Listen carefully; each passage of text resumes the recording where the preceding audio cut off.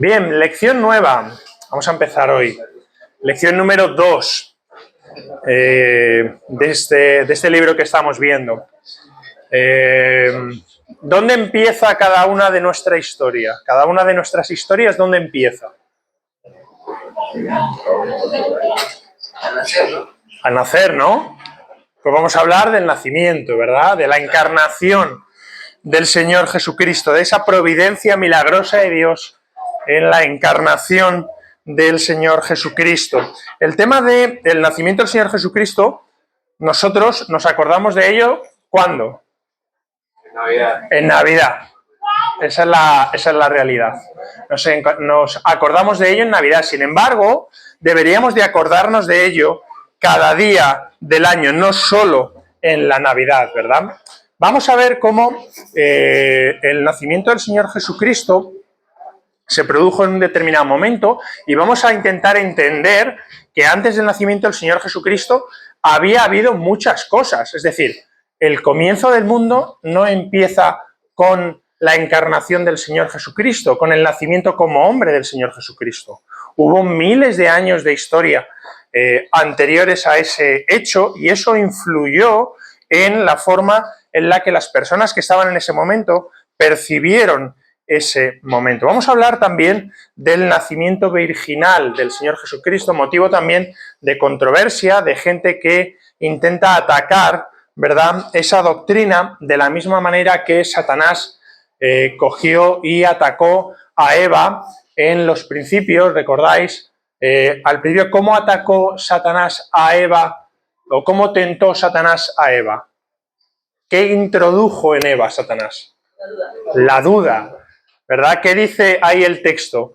Con que, pues de esa misma manera se están introduciendo dudas acerca de esa doctrina fundamental que es el nacimiento virginal del Señor Jesucristo. Carlos, ¿en qué año naciste? En el 65. En el 65. ¿Qué ocurría donde tú naciste en el año 65? Pues yo realmente no lo sé. Pero yo entiendo que cuando tú naciste no lo supiera, pero con posterioridad sabrías qué ocurría. Yo, por ejemplo... Yo sé lo que me estás preguntando. Lo que pasa es que voy a dejarle a Carlos que lo vaya pensando. Yo nací en el año 82. ¿Qué ocurría en España en el año 82? El Mundial de Fútbol. Naranjito, ¿verdad? El Partido Socialista ganó por mayoría absoluta el gobierno con Felipe González, por ejemplo. Estábamos saliendo de una dictadura, después de una dictadura de 40 años. El general Franco murió en el año 75, yo nací en el año 82. Pepe, ¿en qué año naciste? En el 55. ¿Qué pasaba en España en el 55? Lo más importante para mí que vine a ver. Bien, eso también. Que vino al mundo Pepe. Pepe, más conocido como José Rafael, o bueno, viceversa. ¿Qué ocurría? Había una dictadura en España, ¿verdad? Por ejemplo, ¿la infancia de Pepe estuvo condicionada por ese sistema político? Probablemente sí, ¿verdad? La enseñanza, cómo le enseñaron sus padres, qué aprendió en el colegio, que sabía que en determinadas horas de la noche no se podía andar por la calle porque había un señor con un palo y con un montón de llaves que se llamaba el Sereno, por ejemplo, que había además una manera de comportarse muy diferente a la que hay ahora, con mucho más respeto posiblemente, con miedo, ¿por qué no decirlo también?, ¿verdad? Es decir, lo que somos nosotros ahora está condicionado por lo que ocurría en los momentos en los cuales hemos tenido nuestro nacimiento y sobre todo nuestra infancia. Es decir, esos hechos que vienen en ese momento nos han moldeado. No es lo mismo un niño de ahora o un niño de 3, 4, 5, 6 años, la forma que tiene, que la que puedo tener yo, la que puede tener Carlos, la que puede tener Pepe o la que podemos tener cada uno de nosotros. Lo mismo podemos aplicar a el Señor Jesucristo en el momento en el cual nació, ¿verdad? Vamos a empezar leyendo. Lo primero, vamos a ver nuestro versículo clave, Mateo capítulo 1, versículos 22 y 23. ¿Alguien que me lo lea, por favor? Todo esto aconteció para que se cumpliese lo dicho por el Señor por medio del profeta, cuando dijo: He aquí, una virgen concebirá y dará a luz a un hijo, llamará su nombre Emmanuel, que traducido es Dios Dios con nosotros. Bien, Isaías 7:15, lo veremos también más adelante. Vamos a empezar leyendo por aquí con Carlos. Búscame, Carlos, Gálatas 4:4, por favor. Y luego le voy a pedir a Clara que me busque Génesis 3:15, por favor. Génesis 3:15. Vamos a estar hablando un poco del mundo al cual vino el Señor Jesucristo, igual que hemos estado hablando del mundo que había cuando yo nací o cuando nació Pepe. Carlos todavía está pensando lo que ocurría en ese momento, en lo que lo... Estoy preguntando perplexity, pero nada, ¿no? Vamos a Gálatas 4:4. Voy. Solo es muy difícil recordar lo que ocurría recién nacido. Totalmente. Yo tampoco lo recuerdo, pero hombre, luego con el paso del tiempo se supone que vamos cogiendo... Tú eres curioso, yo no. Gálatas, ¿qué? 4:4. 4:4. Pero vamos a empezar aquí, Pero cuando vino el cumplimiento del tiempo, Dios envió a su Hijo nacido de mujer y nacido bajo la ley. Cuando vino el cumplimiento del tiempo, había un tiempo que tenía que cumplirse, un momento exacto, ¿verdad? Que estaba preparado por Dios en ese instante para que el Señor Jesucristo viniera y se cumpliera además, ¿qué? Una profecía. ¿Qué dice Génesis 3:15? Y pondré enemistad entre ti y la mujer, y entre tu simiente y la simiente suya. Esta te herirá en la cabeza, y tú herirás en el calcañar. El tiempo del cumplimiento que dice el apóstol Pablo en Gálatas 4:4, el tiempo del cumplimiento de esa profecía o de esta de la cual estamos hablando, el tiempo perfecto en el cual se dieron las condiciones políticas, religiosas, culturales adecuadas para que el Señor Jesucristo viniera al mundo. ¿Y qué tiempo era ese? ¿Qué ocurría en ese momento? El Imperio Romano, ¿verdad?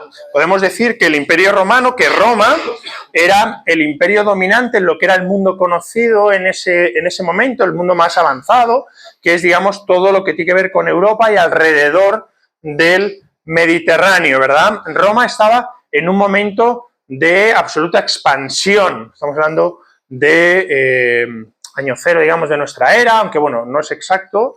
Estaba el emperador Augusto, lo sabemos, y Roma estaba ahí, bueno, pues en plena expansión. No fue el momento de máxima expansión del Imperio Romano, sino que estaba en expansión. Y los romanos cogían y hacían galardón de ¿qué?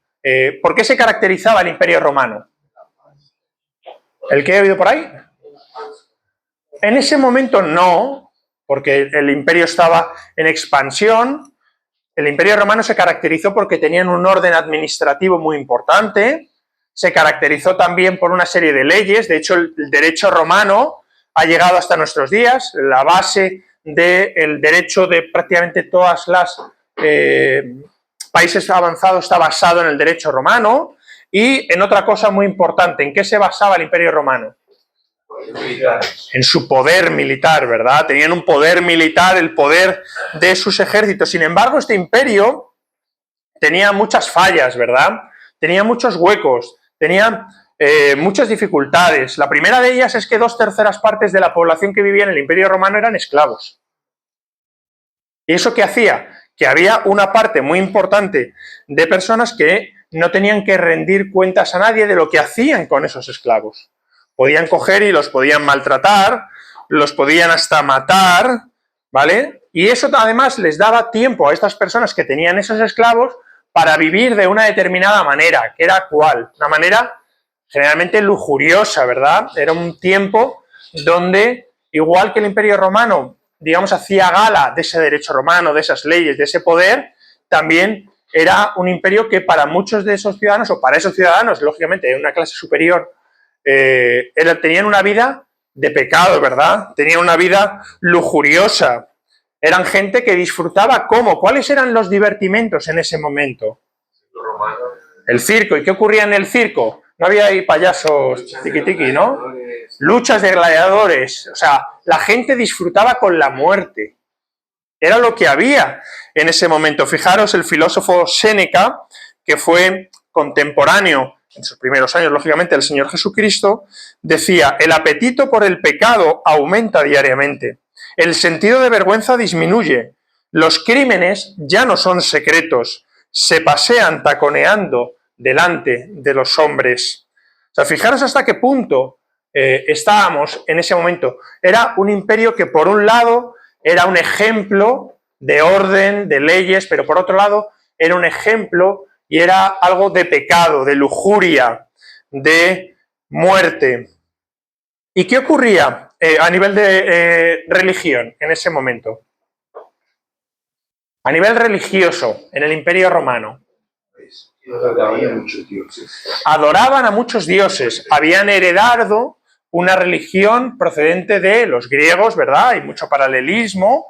Y adoraban a muchos dioses. ¿Qué decía, Chema, perdona? No eran politeístas. Politeístas, sí, había muchos dioses, ¿de acuerdo? Y tenían además otra cosa, que era el sincretismo. ¿Sabéis lo que es el sincretismo? Y que permitían los dioses de otras religiones, de los pueblos a los que invadían, o permitían que ellos Eso es. pudieran adorar a sus deidades. Eso es en concreto en el Imperio Romano, pero el sincretismo al final es una combinación de diferentes formas y creencias prácticas. Es como si metemos, como cuando yo llego y le hago la merienda a Valeria y le meto manzana, plátano, naranja, kiwi, pera, pues igual, o sea, una mezcla de todo. Tomaban, en este caso concreto el Imperio Romano, muchas creencias de pueblos que iban cogiendo e iban conquistando, ¿verdad? Los dioses griegos y romanos eran similares, pero además cogían y reflejaban estas imperfecciones. Fijaros que hasta el propio emperador era adorado. ¿Y cuál era la filosofía predominante en esos momentos? ¿Qué creéis que pensaban los romanos? ¿A qué aspiraban? Algo no muy distante a lo que se aspira ahora. ¿A quién?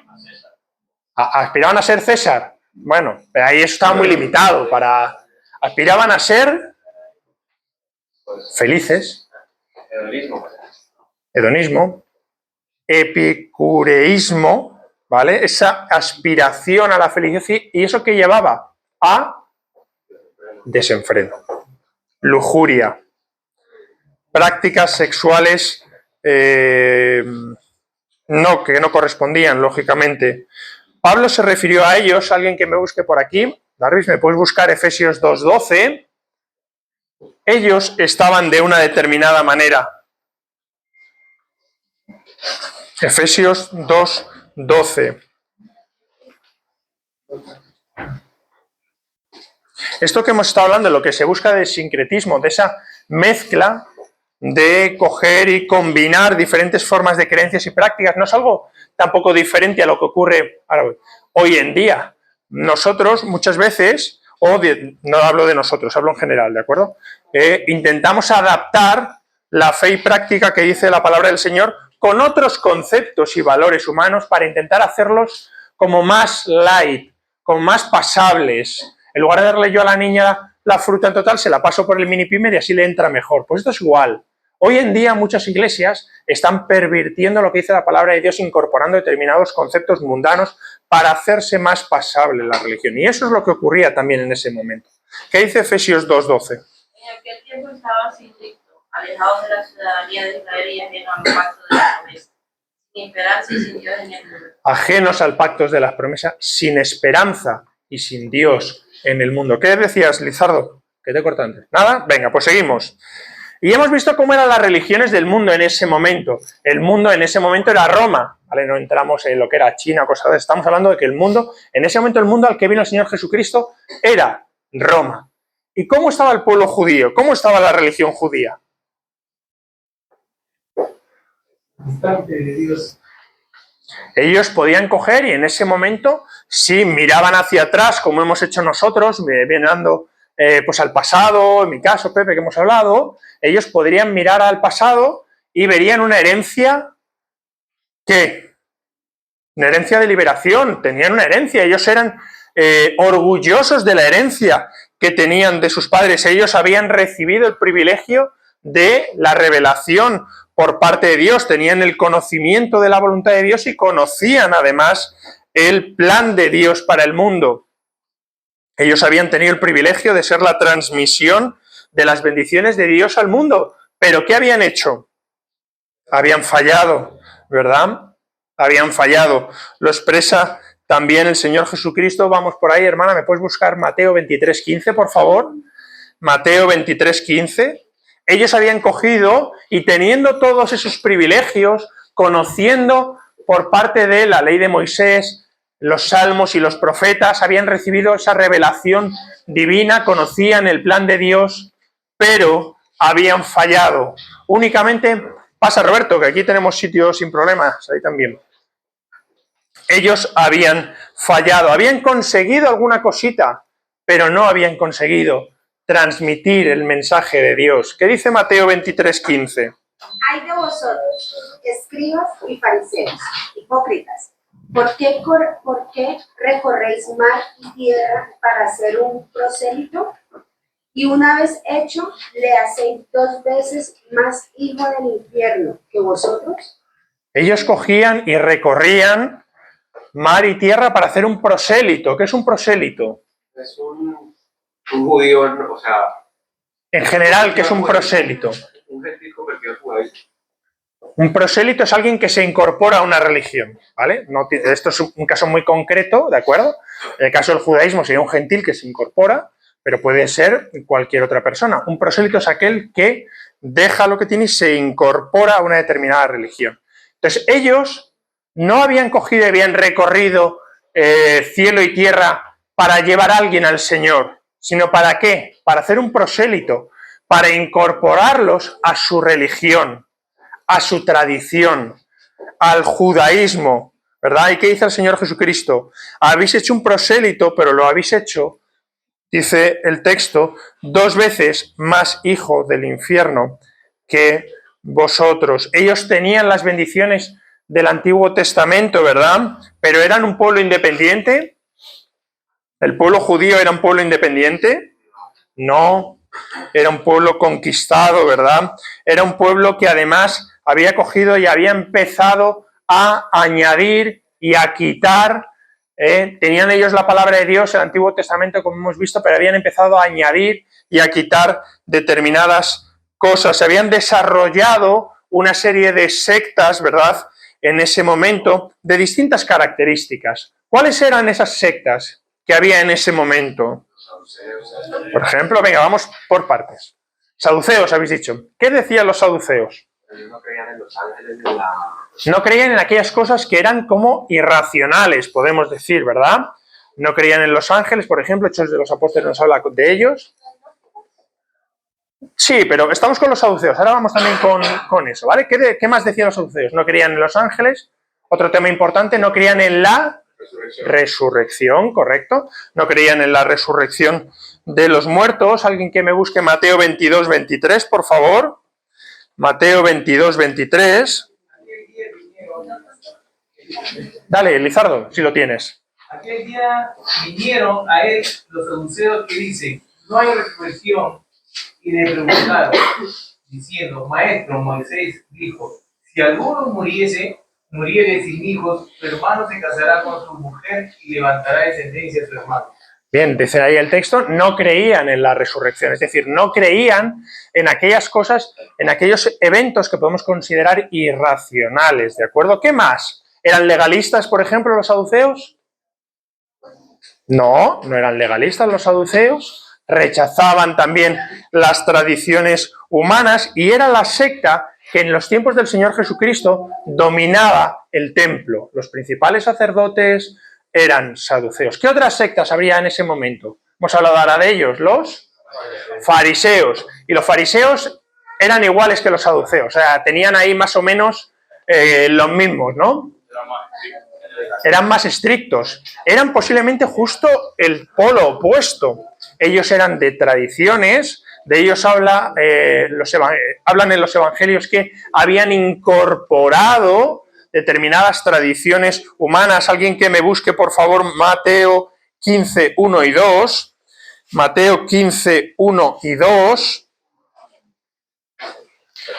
Entonces se acercaron a Jesús ciertos escribas y fariseos de Jerusalén, diciendo, ¿por qué tus discípulos quebrantaban la tradición de los ancianos? ¿Por qué no se lavan las manos cuando comen pan? Aquí estos fariseos, ¿de qué estaban hablando? Estaban hablando de, oye, ¿por qué tus discípulos incumplen lo dicho por Moisés en el tal? No, la tradición. Eran legalistas. Habían incorporado a el Antiguo Testamento tradiciones humanas. Eran justo lo contrario de los saduceos. Los saduceos rechazaban esas tradiciones humanas. Ellos habían incorporado tradiciones. Los saduceos no eran legalistas, eran más liberales. Los fariseos eran más legalistas, ¿verdad? ¿Qué más cosas? ¿Qué otras sectas había en ese momento? Los esenios, también estaban los esenios que intentaban alejarse de todas las sectas y se iban, rollo eremitas, apartados del mundo para llevar una vida remota. Los agnósticos, decía por ahí también, no podían conocer. ¿Quiénes más? ¿Os recordáis cuando estuvimos hablando de la ofrenda? ¿Quiénes intentaron tentar al Señor Jesucristo con la pregunta de la ofrenda? ¿Lo recordáis?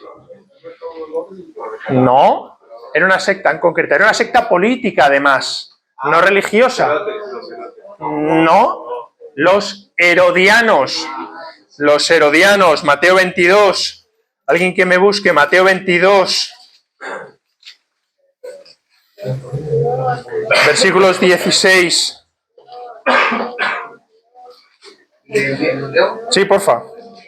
Y le enviaron los discípulos de ellos con los herodianos, diciendo, Maestro, sabemos que eres amante de la verdad y que enseñas con verdad el camino de Dios, y que no te cuidas de nadie porque no miras la apariencia de los hombres. Los herodianos era una secta de carácter político, distinto de saduceos y fariseos que eran más de carácter religioso. Ellos intentaban obtener el beneficio, el favor de las autoridades. También ha dicho alguien por ahí, creo que es el hermano Gio, los celotes, que eran como un partido radical, extremista, que intentaba expulsar, ¿verdad?, a los romanos. Había muchas sectas que había en ese momento en la religión judía, pero estas sectas, estos judíos que estaban aquí, lo único que tenían era una esperanza vacía, o estaban vacíos de esperanza, mejor dicho. En este mundo que hemos visto, en este mundo que hemos hablado, en ese imperio romano,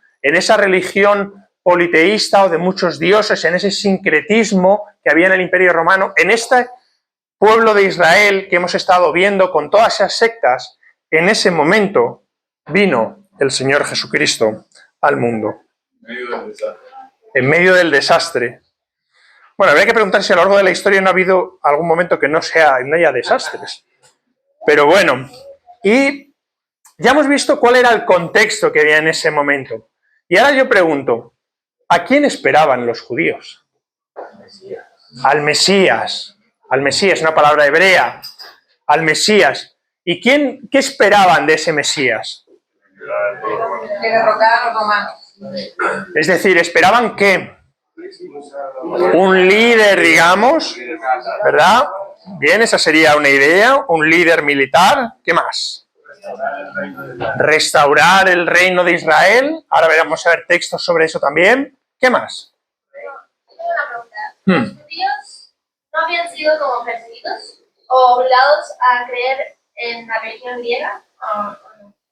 Los romanos generalmente respetaban las religiones que había en los pueblos en ese momento, no les imponían esa religión que había. Ellos al final lo que querían era un control administrativo, político, pero sí que vemos a lo largo de los evangelios que los romanos respetaban, puesto que seguía habiendo su Sanedrín, su sumo sacerdote y todo eso. No era una religión que impusiera su religión, lo único que sí pedían era una adoración o al menos un respeto a César, al imperio, al emperador que había en ese momento. ¿Qué más esperaban? Y tributarlo, por supuesto. Eso por supuesto. Ellos eran muy prácticos en ese sentido. Eran muy prácticos. ¿Qué más? Hemos dicho un líder político, un líder militar que los liberara de la opresión de los romanos. ¿Qué más esperaban? Sí, pero me refiero como idea del Mesías. Era un líder, hemos dicho, como característica. ¿Qué más? Un líder religioso, un profeta. Vamos a buscarlo. Me voy a quedar por aquí. Hermana, tu nombre no recuerdo. Ali, es fácil. Ali, búscame Lucas 7, 16 al 20, por favor. Ana, Lucas 24, 21. Jesús, si tienes, ¿compartir Biblia? Hechos 1, 6. Por ahí detrás, Marvin, por favor, 2 Samuel 7, 12 y 13. Y Ismenia, Isaías 9, 6 y 7. Isaías 9, 6 y 7. Vamos a ver qué se esperaba, qué cualidades particulares de carácter, de hechos, esperaban los judíos de parte del Mesías en cumplimiento de las promesas del Antiguo Testamento. Empezamos y tenemos ya con Lucas 7, 16 al 20. Y todos tuvieron miedo y glorificaban a Dios, diciendo: un gran profeta se ha levantado entre nosotros, y Dios ha visitado a su pueblo. Y se extendió la fama de él por toda Judea y por toda la región de alrededor. Los discípulos de Juan le dieron las nuevas de todas estas cosas, y llamó Juan a 2 de sus discípulos, y los envió a Jesús para preguntarle: ¿eres tú el que había de venir, o esperaremos a otro? Cuando pues los hombres vinieron a él, dijeron: Juan el Bautista nos ha enviado a ti para preguntarte: ¿eres tú el que había de venir, o esperaremos a otro? ¿Eres tú el que había de venir? Era la pregunta. ¿Y qué decían de Jesús? ¿Que era qué? Un gran profeta, ¿verdad? Versículo 16, un gran profeta se ha levantado entre nosotros. Lucas 24, 21. Pero nosotros esperábamos que él era el que había de redimir a Israel. Y ahora, además de todo esto, hoy es ya el tercer día que esto ha acontecido. ¿Quién decía esto? Los apóstoles, ¿verdad? Ellos estaban cogiendo y decían: nosotros esperábamos que era el Mesías el que había de venir, pero había duda entre ellos. Oye, esperábamos que era el que había de venir, pero lleva ya 3 días muerto. A ver si nos hemos equivocado. Hechos 1:6. Entonces los que se habían reunido le preguntaron diciendo: Señor, ¿restaurarás el reino a Israel en este tiempo? Ellos esperaban a alguien que restaurara el reino, es decir, que recuperara la gloria de los tiempos de David, de Salomón, que restaurara el reino y echara a los romanos. 2 Samuel 7, 12 y 13. Aquí hay una promesa, una profecía. Y cuando tus días sean cumplidos y duermas con tus padres, yo levantaré después de ti uno de tu linaje, el cual procederá de tus entrañas, y afirmaré su reino. Él edificará casa a mi nombre, y yo afirmaré para siempre el trono de su reino. Vemos aquí, ¿verdad?, esa promesa dada por parte de Samuel, ¿verdad?, a David, esa promesa de ese reino eterno, ¿verdad?, de que siempre habría alguien del linaje de David reinando en el trono de Israel. Isaías 9, 6 al 7. 6 y 7. Nos es nacido, hijo nos es dado, y el principado sobre su hombro, y se llamará su nombre: admirable, consejero, Dios fuerte, Padre eterno, Príncipe de paz. Lo dilatado de su imperio y la paz no tendrán límite sobre el trono de David y sobre su reino, disponiéndolo y confirmándolo en juicio y en justicia desde ahora y para siempre. El celo de Jehová de los ejércitos para ellos. Bien, aquí esto es lo que estaban esperando. Un gran profeta, alguien que restaurara el reino, alguien que los liberara de la opresión, un líder político y militar. Vamos a ver dentro de... dale, Gio, porfi. Dale. ¿Otra más? Ahí, una más. Ahí estamos. Vamos a ver un par de cosas importantes del Señor Jesucristo. Su derecho natal como hijo de David. ¿Queréis que los judíos eran cuidadosos a la hora de llevar los linajes? O sea, por ejemplo, siempre me meto con Carlos, pero bueno, voy a ir con otro. ¿Alguno de vosotros sabría decirme el nombre de su tatarabuelo? Sí, yo. Tú sí, y ahí también, sí. Bueno, tatarabuelos tendrías unos cuantos, porque estamos hablando de... Solo si sabe el de uno, ya estamos fallando, ¿vale? Ya estamos fallando. Los judíos mantenían o eran muy cuidadosos a la hora de mirar los temas de linaje, los temas familiares, de tal manera que eran capaces de trazar todo el linaje real a través del cual venía el Mesías. ¿En qué dos evangelios estuvimos hablando el otro día que había una genealogía del Señor Jesucristo? Mateo y Lucas, ¿verdad? O Lucas y Mateo, ¿verdad? Eran los dos evangelios a los cuales venían estas dos genealogías. La genealogía de Mateo, ¿de quién procede y hasta dónde va? Lo estuvimos viendo también un poco el otro día. Empieza, digamos, empezando del punto más cercano al Señor Jesucristo. Empieza en José. Empieza en José. Bien, empieza en José. ¿Y va hasta dónde? Va hasta David y de David a Abraham, ¿verdad? Si os acordáis, Mateo 1.1, lo estuvimos viendo el otro día, libro de la genealogía de Jesucristo, hijo de David, hijo de Abraham. Si nos vamos al versículo 2, empieza con Abraham. ¿Quién es Abraham? El padre del pueblo judío, ¿verdad? De Abraham va pum, pum, pum, pum, pum, pum, pum, pum, va hasta David. Hay algunas generaciones que se van saltando. De hecho, cuando habla de hijo de, no quiere decir que sea un hijo directo. A veces hijo de es un descendiente, correcto, es un descendiente, y se pueden saltar varias generaciones, ¿vale? Si no, esto sería larguísimo. Pasan miles de años desde Abraham hasta el Señor Jesucristo. Entonces, va desde Abraham, pasando por David, hasta José. Con lo cual, ¿quién era José? ¿Era el padre del Señor Jesucristo? Bueno, no.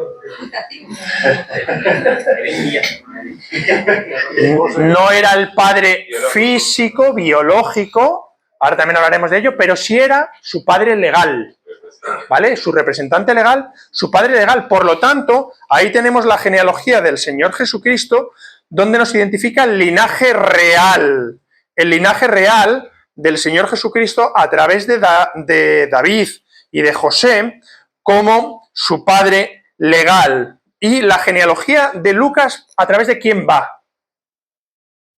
Va hasta Adán, lo estuvimos viendo el otro día, porque también ahora hablaremos de ello, ¿os acordáis que estuvimos viendo en la lección de la semana pasada cómo identifica al Señor Jesucristo cada uno de los evangelistas? ¿Lo recordáis? Ahora hablaremos también de ello.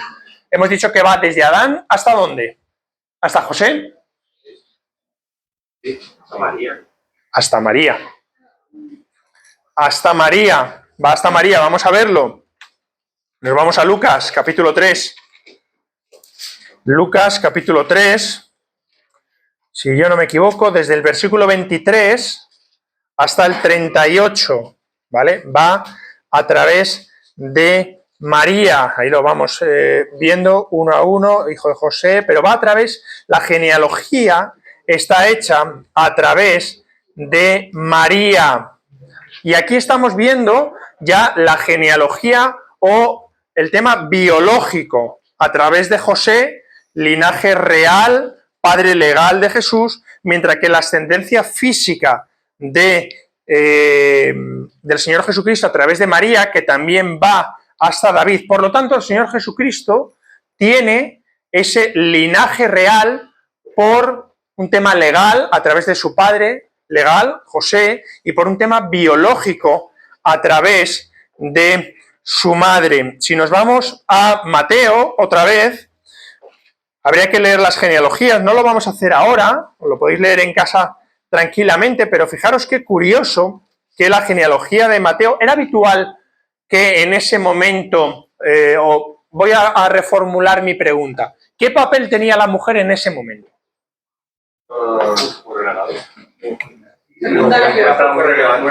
Muy relegada, indiferencia, prácticamente nada, ¿no? Fijaros que en la genealogía de Mateo aparecen 5 mujeres. 5 mujeres, ¿eh? En la genealogía del Señor Jesucristo en Mateo aparecen 5 mujeres. Y fijaros qué mujeres. Rahab. ¿Qué era Rahab? Una ramera. Ruth. ¿Quién era Ruth? Una moabita y por lo tanto una gentil. No era judía. ¿Quién más? Betsabé. ¿Qué era Betsabé? ¿Una? Sí, dilo. Una adúltera. La mujer de Urías. Una adúltera, ¿verdad? ¿Qué personajes aparecen aquí? Sin embargo, la línea masculina tampoco era mucho mejor. Aparece aquí Salomón. ¿Cuántas mujeres tuvo Salomón? 700 mujeres y ¿Cuántas concubinas? 3.000, creo que era, ¿no? Hablo de memoria.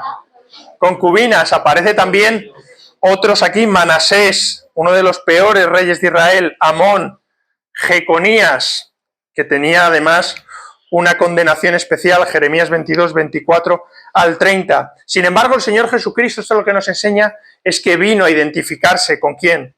Con toda la humanidad perdida, con todos los pecadores. Estas mujeres nos dan una lección especial de la gracia de Dios sobre ellas. Lo mismo podemos ver en la genealogía de Lucas. Ambas genealogías nos enseñan que la promesa de salvación fue dada a todos los hombres, hasta los mayores pecadores. ¿Cómo identifica Mateo al Señor Jesucristo, que lo estuvimos viendo el otro día? ¿Cómo? Como rey, ¿verdad? Como rey. Por eso la genealogía de Mateo identifica el linaje real.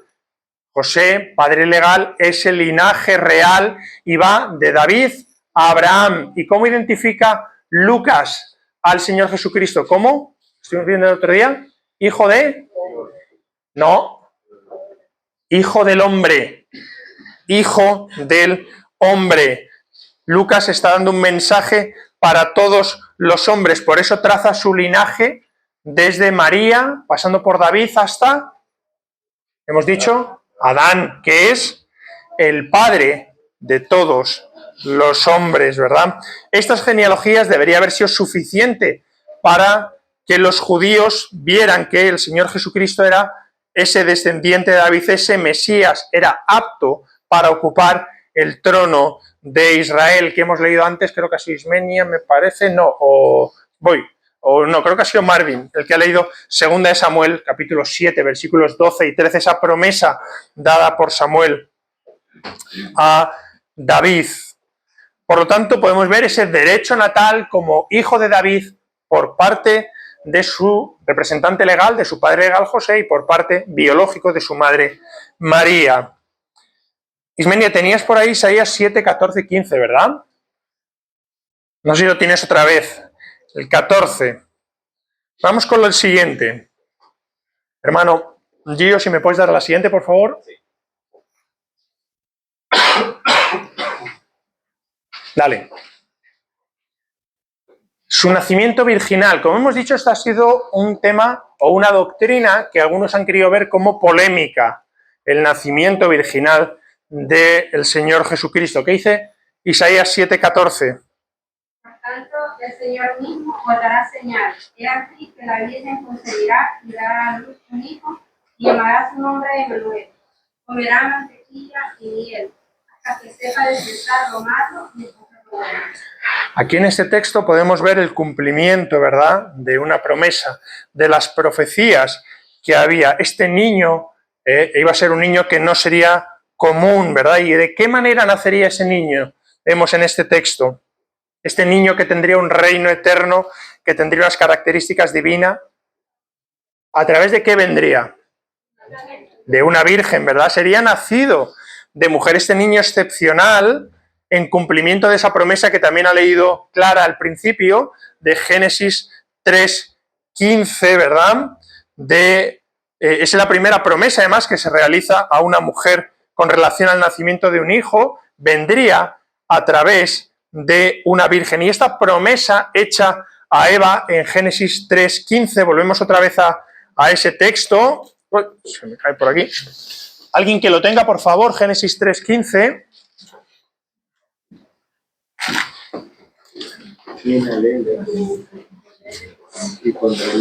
Venga, si lo tienes ahí, Clara, lo puedes leer. Y pondré enemistad entre ti y la mujer, y entre tu simiente y la simiente suya. Esta te herirá en la cabeza y tú le herirás en el calcañar. En el calcañar, ¿verdad? Pondré enemistad entre ti y la mujer, entre tu simiente, la simiente de Satanás, y la simiente suya, la de la mujer. Esta promesa dada aquí a Eva se explica más claramente en el texto que ha leído Ismenia de Isaías 7:14. Es una promesa de que ocurriría algo más significativo, de que una virgen concebiría y daría luz y llamaría su nombre como Emmanuel, que significa Dios con nosotros. Mateo, por inspiración divina, avanza o explica aún más el cumplimiento de esta promesa que vemos aquí tanto en Génesis 3:15 como en Isaías 7:14. La simiente de la mujer. ¿Por qué se dice la simiente de la mujer? Dice aquí en Génesis 3:15, ¿por qué no dice de la simiente de Adán, por ejemplo?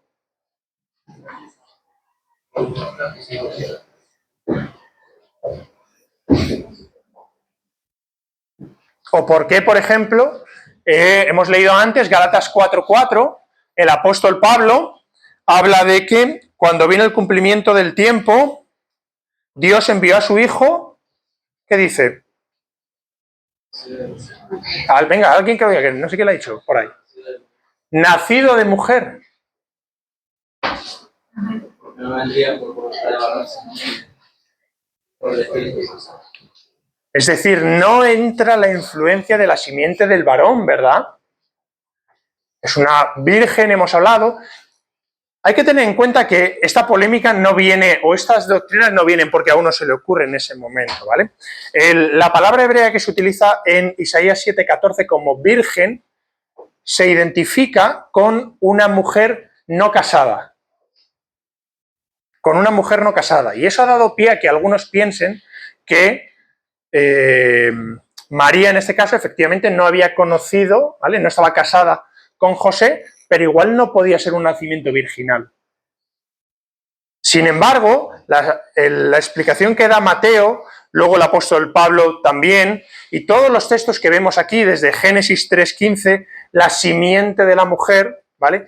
Hablan claramente del nacimiento virginal del Señor Jesucristo.